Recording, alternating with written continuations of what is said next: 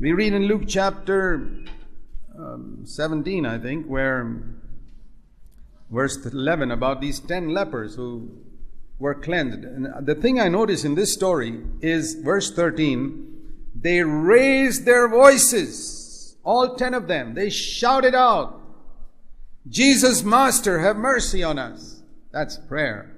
It's good to raise our voice in prayer. But when they were healed, verse 15, one of them, when he saw that he had been healed, turned back, again with a loud voice. He didn't lower his voice. The same loud voice with which he prayed, with the same loud voice he gave thanks. Boy, you've understood something.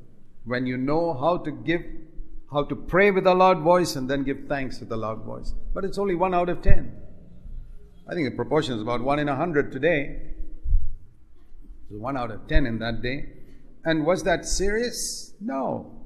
I mean, it was serious because Jesus said, "Weren't there 10 who were cleansed? Where are the 9? And as the Lord looks down from heaven today, He says, "Didn't I forgive so many people? Why only so few come back to give thanks? Didn't I answer 1,000,000 prayers? Why only 10 people come back and say thank you to me?" Does the Lord observe it? This verse teaches us He certainly does. He certainly does observe when you got something and you didn't come back to give thanks to Him. He notices that.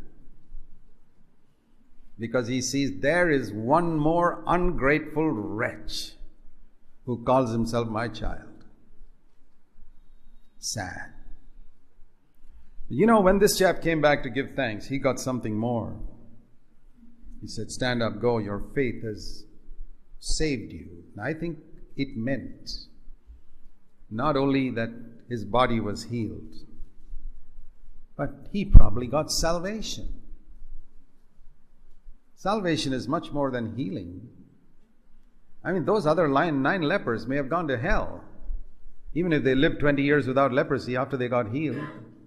Do you know that there are many people whom Jesus healed who are in hell today? Thousands. There are places where it says Jesus healed all of them. There must have been thousands in Israel who got healed, but only 120 waited for the Holy Spirit on the day of Pentecost. Most people who were healed even in Jesus' time, never came back to Him for salvation. They were happy. We got what we wanted. You know, the person who comes back in humility and says, "Lord, I'm deeply thankful for what you've done for me," he gets something more. And when you come back to God and give thanks, you get something more. And that's what you've missed for so many years. But it's not too late to correct it today.